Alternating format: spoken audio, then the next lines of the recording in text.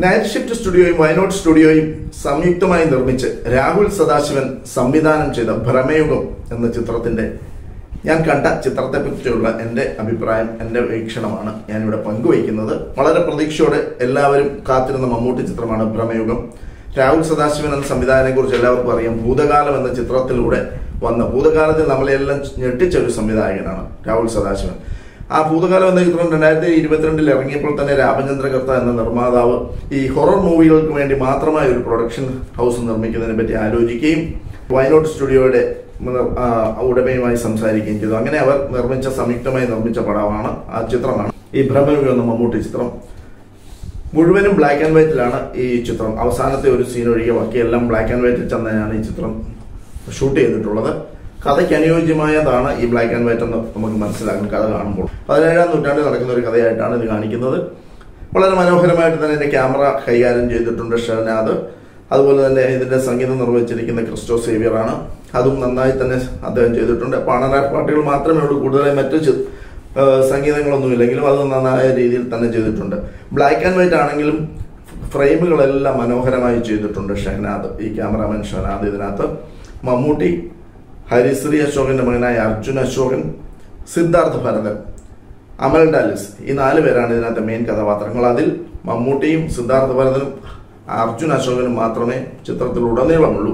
അമൽ ഡാലിസിന് ഇടയ്ക്ക് ഉള്ള ചില ഭാഗത്ത് മാത്രമേ ഉള്ളൂ. ഒരു കഥയ്ക്ക് അനുയോജ്യമായ ഒരു വേഷമാണ് അവർക്കും കൊടുത്തിരിക്കുന്നത്. കഥയിൽ ഒഴിവാക്കാൻ പറ്റാത്ത ഒരു കഥാപാത്രമാണ് അമൽ ഡാലിസ് അവതരിപ്പിക്കുന്ന കഥാപാത്രം. ഒരു യക്ഷിയായിട്ടാണ് അതിനകത്ത് കാണിച്ചിരിക്കുന്നത്. എന്തായാലും വളരെ മനോഹരമായിട്ട് ചെയ്തിട്ടുണ്ട്. ബ്ലാക്ക് ആൻഡ് വൈറ്റിലാവുമ്പോൾ യക്ഷിയുടെ ആ ഒരു കളർഫുൾ യക്ഷിയെ കാണാൻ പറ്റത്തില്ല, ബ്ലാക്ക് ആൻഡ് വൈറ്റ് യക്ഷിയെ മാത്രമേ കാണാൻ പറ്റുള്ളൂ.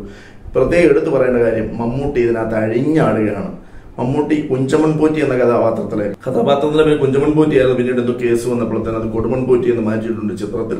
കൊടുമൺ പോറ്റി എന്ന കഥാപാത്രത്തിലൊക്കെ മമ്മൂട്ടി നന്നായി സന്നിവേശം ചെയ്ത് വളരെ നന്നായിട്ട് അടിപൊളിയായിട്ട് അഭിനയിച്ചിട്ടുണ്ട്. അദ്ദേഹത്തിന്റെ ചില മാനറിസങ്ങളൊക്കെ കണ്ടു കഴിഞ്ഞാൽ നമ്മൾ അത്ഭുതപ്പെട്ടു പോകും. വളരെ നന്നായി അദ്ദേഹത്തെ പറ്റി പിന്നെ നന്നായി അഭിനയിച്ചു എന്നൊരു വാക്ക് പറയേണ്ട കാര്യമില്ല, അതിന് മേലെ എന്തെങ്കിലും പറയേണ്ടി വരും. ശരിക്കും ഒരു പകർന്നാട്ടമാണ്. കൊടുമൺ പോറ്റിയായിട്ട് ശരിക്കും ഒരു പകർന്നാട്ടം തന്നെയാണ് മമ്മൂട്ടി ഇതിനകത്ത് നടത്തിയിരിക്കുന്നത്. അത് കഴിയുമ്പോൾ ചിത്രത്തിൽ 1-2 ട്വിസ്റ്റുകളൊക്കെ ഉണ്ട്. അത് കാണുമ്പോൾ തന്നെ ചിത്രം കാണുമ്പോൾ മനസ്സിലാകും മമ്മൂട്ടിയുടെ അഭിനയത്തിന്റെ മികവൊക്കെ. അതുപോലെ തന്നെ സിദ്ധാർത്ഥ് ഭരതനും അർജുൻ അശോകനും വളരെ മനോഹരമായ അവരുടെ റോളുകൾ അഭിനയിച്ച് തീർത്തിട്ടുണ്ട്, കൈകാര്യം ചെയ്തിട്ടുണ്ട്. സിദ്ധാർത്ഥ ഭരതനെ ഞാൻ ഒരു പടി കൂടി എടുത്തു പറയും. എനിക്ക് എങ്ങനെയാണ് തോന്നിയത്, നന്നായി വളരെ നല്ല രീതിയിൽ തന്നെ തന്റെ അഭിനയം കാഴ്ചവെച്ചു, തന്റെ റോൾ കൈകാര്യം ചെയ്തു എന്ന് ചിത്രം കാണുന്നവർക്ക് മനസ്സിലാവും.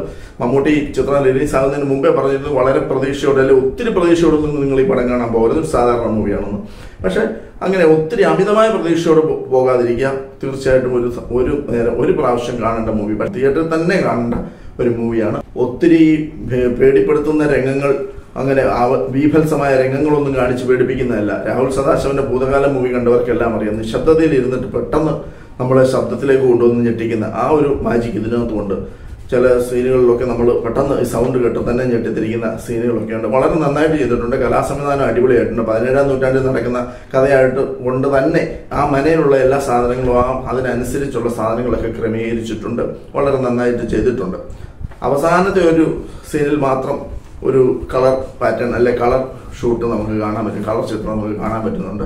അതും ഒരു ട്വിസ്റ്റാണ്, നമ്മൾ പ്രതീക്ഷിക്കാത്തൊരു ട്വിസ്റ്റ് അവസാനം. പക്ഷേ ഈ പടം തീർച്ചയായിട്ടും നിങ്ങൾ തിയേറ്ററിൽ പോയി കാണണം. മമ്മൂട്ടിയുടെ ശരിക്കുമുള്ള പകർന്നാട്ടം കാണണം. അതുപോലെ തന്നെ മറ്റു സിദ്ധാർത്ഥ ഭരതന്റെയും ഹരിശ്രീ അശോകന്റെയും വളരെ മനോഹരമായ മൂവിയാണ്, തീർച്ചയായിട്ടും കാണണം. ഒത്തിരി പ്രതീക്ഷയോട് പോയി അല്ലെ വളരെ അടിച്ചുപൊളി ഒരു മൂവി എന്നുള്ള ടൈപ്പിലോ, അല്ലെങ്കിൽ ഒത്തിരി ഒരു ഇംഗ്ലീഷ് മൂവിയൊക്കെ കണ്ട്, ഹൊറർ സിനിമയൊക്കെ കണ്ട് ഒത്തിരി പേടിപ്പെടുത്തുന്ന VFX രംഗങ്ങളൊക്കെ ഉൾപ്പെടുത്തി ഉള്ള ഒരു മൂവിയായിട്ട് കാണരുത്. ഒറിജിനാലിറ്റി മാത്രമായി കാണിച്ചിരിക്കുന്ന ഒരു മൂവിയാണ്. ആവശ്യമില്ലാത്ത കമ്പ്യൂട്ടർ ട്രിക്കുകളും മാജിക്കുകളും ഒന്നും ഇതിനകത്ത് അധികമില്ല എന്നുള്ളത് പ്രത്യേകം എടുത്ത് പറയേണ്ട കാര്യമാണ്. തീർച്ചയായിട്ടും ഒരു തവണ തിയേറ്ററിൽ പോയി കാണേണ്ട മൂവിയാണ് ഭ്രമയുഗം. തീർച്ചയായും നിങ്ങൾ മിസ്സാക്കാതെ തിയേറ്ററിൽ തന്നെ ഭ്രമയുഗം കാണുക.